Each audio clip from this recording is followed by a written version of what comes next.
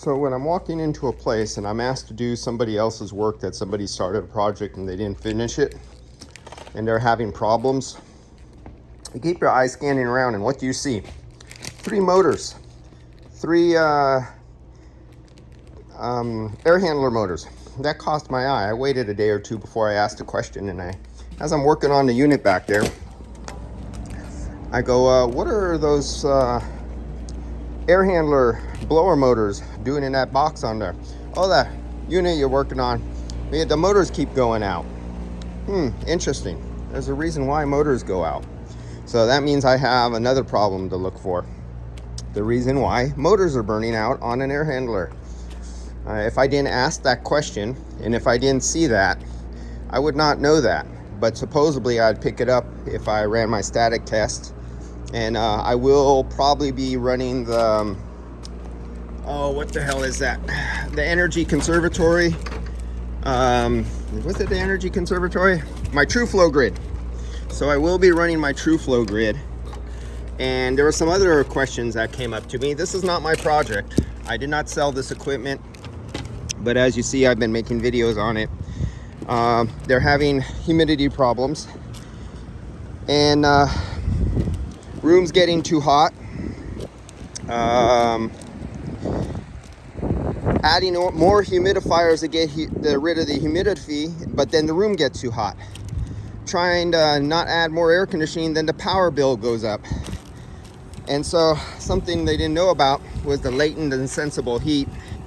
And how about if we kick down the airflow to around 350, 320 CFM per ton during the several weeks that you need low temperatures and low humidity.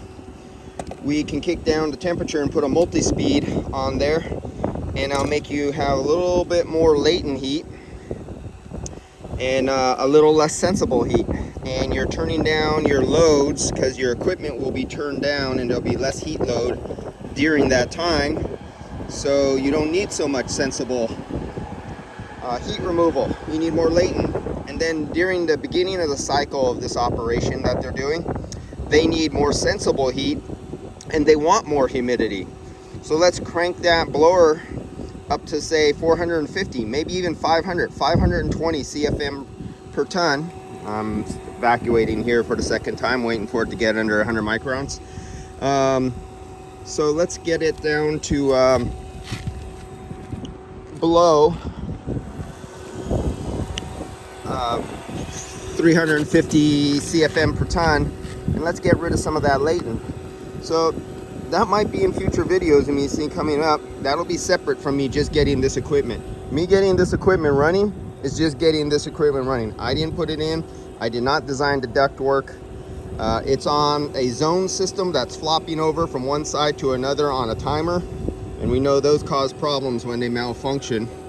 I'm hooking up the head pressure control, a unit that I've never hooked in. And why did I just hear clicking in here? I should not hear clicking because there's not supposed to be any power here.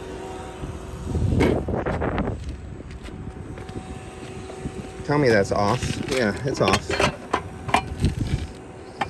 I need my volt. Yeah, it's off. I could see the blades are not down on this one. This is not one of those ones where you could have it off and it can actually stick and be on. This one I could see is off. Something moved and clicked inside there. It scared me for a second. I'm supposed to be working on a unit with no power. I guess some sheet metal expanded or contracted or something like that.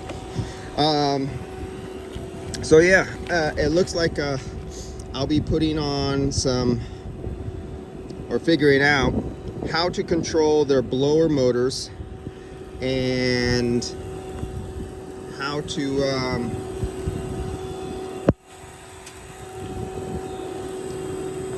dial in their units for latent heat when they want low temperatures, less sensible heat, and I'll dial it in for that. And then when they're in the stage of their processing process and they need more sensible heat and they don't need latent heat, then I'll boost it back up and I'll put it on a variable, something to change their speed. I got to see what kind of blower motor they have in there, and go after that. So we got some interesting future videos. There's a product I've never used before on small residential for adjusting blowers that might not be adjustable. So we'll see what kind of setup I figure out what to use, and there'll be a video coming up on it, because this is not air conditioning for people in an office or in a home. This is being used up for a commercial process that needs 80 degrees and 70% humidity for a couple weeks, and then after so many weeks they want, say, 60 degrees or 65 degrees, 60 degrees, but they want 40% humidity. So I'm making one piece of residential equipment operate like two pieces of residential equipment it was never designed to operate for. And we'll see what success I have with what equipment they gave me. All right, I'll see you. This has been challenging. I like challenges. That makes my job fun. It's not a job, it's a hobby. So let's have some fun together in the future, and we'll see my little toys I get to play with.